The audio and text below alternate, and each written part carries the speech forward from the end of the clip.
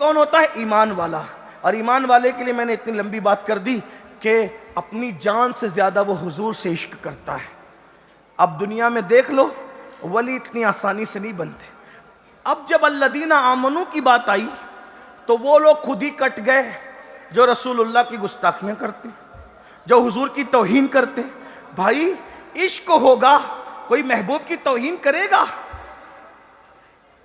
جو رسول اللہ کی ذات میں عیب ڈھونڈے، ارے عیب دار محبوب ہو تو بھی عشق کو عیب نہیں دیکھنے دیتا.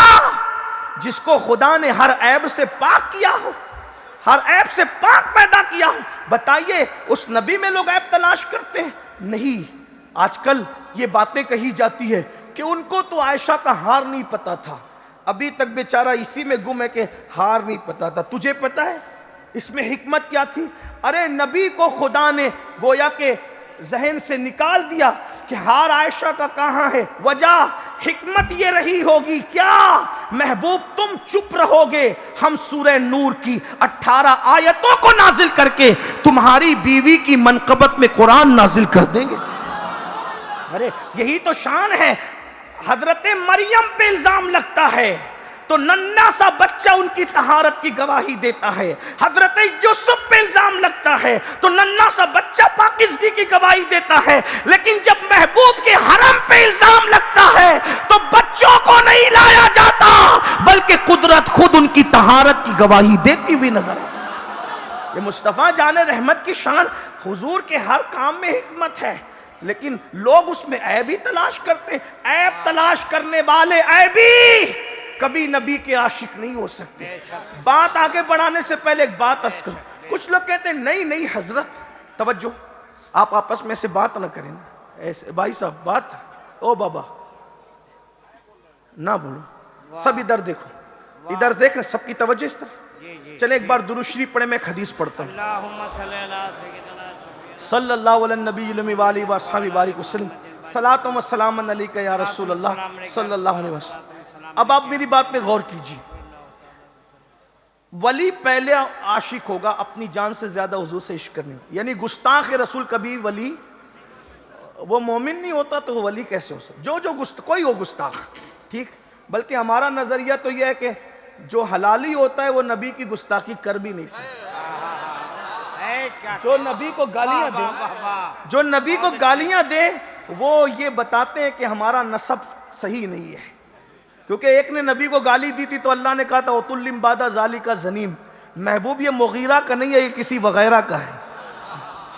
جو وغیرہ کا ہوتا ہے، اچھا ہے، جو وغیرہ کا ہوتا ہے وہی نبی کو گالی دیتا ہے. وغیرہ میں ایک نہیں ہوتے، وغیرہ میں ہمیشہ ایک نہیں ہوتے، کئی ایک ہوتے. میں کسی کو گالی نہیں دے رہا ہوں، اتنا ضرور کہوں گا کوئی دے، چاہے یہ والا دے چاہے یہ والا دے، جو نبی کو گالی دے گا، جو نبی کو گالی دے گا وہ اپنا نسب خود بیان کرے گا. بس اتنی بات ہے. ہم یہ نہیں دیکھتے کہ یہ ہے یا یہ ہے، ہم تو زبان دیکھتے. محبوب جو صحیح النسب ہوگا وہ تیرا کبھی گالی دینے والا نہیں بلکہ وہ تیری تعریف کرنے والا ہوگا. اور وہ تو یوں کہے گا سرور کہوں کہ مالک و مولا کہوں تجھے، باغ خلیل کا گل زیبا کہوں تجھے، حرمہ نصیب ہوں تجھے امید کے کہوں، جانے مراد کانے تمنا کہوں تجھے. ارے حلالی تو مراد ہی نہیں کہہ رہا ہے بلکہ جانے مراد کہہ رہا ہے. جانے مراد کانے تمنا کہوں تجھے.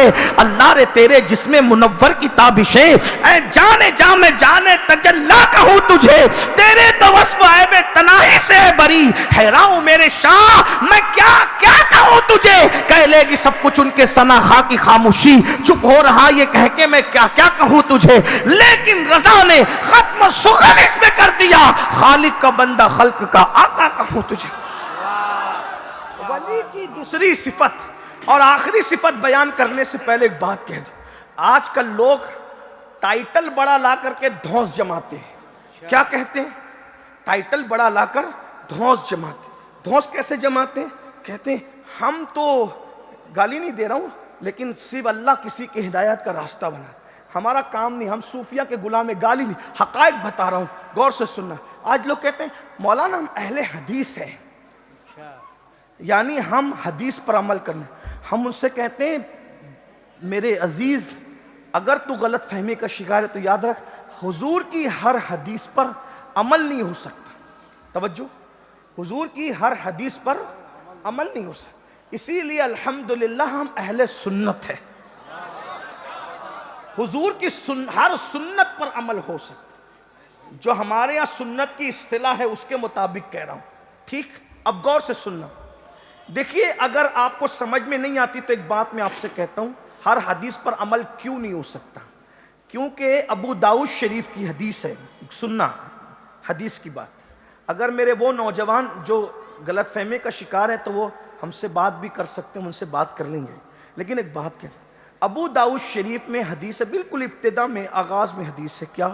اللہ کے رسول علیہ السلام نے فرمایا کہ مشرق اور مغرب کی طرف, مشرق اور مغرب کی طرف رخ کر کے پیشاب اور پاخانہ کرو, لیکن کعبے کی طرف رخ اور پیٹ کر کے پیشاب نہیں کرنا, پاخانہ نہیں کرنا. بات سنیں, کعبے کی طرف چہرہ اور پیٹ کر کے پیشاب پاخانہ نہیں کرنا. اگر کرنا ہے تو کدھر کا رخ کرو, یا تو مشرق کا کرو یا تو مغرب. یہ ابو داؤد شریف کی حدیث ہے, بالکل آغاز میں, ٹھیک ہے؟ اب آپ سے پوچھتا ہوں, کیا ہندوستان میں کوئی اس پہ عمل کر سکتا ہے؟ دماغ لگائیے. کیوں نہیں کر سکتا؟ ہمارے ہندوستان میں قبلہ کدھر ہے؟ نیچے والے بولنا, نیچے والوں کو بول, ذرا ان کو پتا بھی تو چلے کہ ان کا قبلہ کدھر ہے. ہاں, پچھم کی طرف, جس کو ہم کیا کہتے ہیں؟ مغرب کہتے ہیں, ہے نا؟ ہمارا قبلہ کدھر ہے؟ صحیح بات ہے, ہمارا قبلہ کدھر ہے ہندوستان میں؟ بولو بھائی, بولو کدھر ہے؟ مغرب کی طرف ہے. حضور کیا فرما رہے ہیں؟ کعبے کی طرف چہرہ کر کے اور پیٹ کر کے پیشاب پاخانہ مت کرو, بلکہ کدھر کرو؟ مشرق یا مغرب کی طرف. ہندوستان میں اس حدیث پہ عمل ہو سکتا ہے؟ کعبے کی طرف رخ کریں گے, کعبے کی طرف رخ کریں گے تو کدھر رخ ہوگا؟ مغرب کی طرف. کعبے کی طرف پیٹ کریں گے تو رخ کدھر ہوگا؟ مشرق کی طرف. اور رسول اللہ کیا فرما رہے ہیں؟ پیشاب پاخانہ کرو تو مشرق و مغرب کی طرف رخ یا پیٹ کرو, لیکن کعبے کی طرف نہیں کرنا. بولو ہوگا عمل؟ وجہ, یہ حدیث مدینہ منورہ والوں کے لیے, کیونکہ مدینہ منورہ میں قبلہ جنوب کی طرف ہے, اس لیے ان کو کہا. لیکن حضور نے یہ نہیں بتایا کہ یہ کس کے لیے ہے. بولو اس حدیث پہ عمل ہو سکتا ہے ابو داؤد شریف کی؟ نہیں ہو سکتا. واہ, بہت اچھے, بہت اچھے میاں, واہ واہ, سبحان اللہ. حضرت کا استقبال کر لیں. ہمارے قائد, ہمارے امیر, عالمی شہرت یافتہ شخصیت تشریف لانے, استقبال کے. نعرہ تکبیر, نعرہ رسالت, نعرہ تکبیر, نعرہ رسالت. خواجہ غریب نواز کانفرنس, مذہب اسلام, مسلک اعلیٰ حضرت, مسلک اعلیٰ حضرت, مسلک اعلیٰ حضرت. نعرہ تکبیر, نعرہ رسالت. حضرت علامہ حافظ و قاری شاکر نوری میاں صاحب قبلہ, حضرت علامہ شاکر نوری میاں صاحب قبلہ. نعرہ تکبیر, نعرہ رسالت. دیکھیے عالمی شہرتوں کا مالک, ہندوستان کی بہت بڑی قیمتی سرمایہ, ایک عظیم المرتبہ شخصیت, خرامہ ممبر نور کی طرف. آئیے ہم سب مل کر ان کا استقبال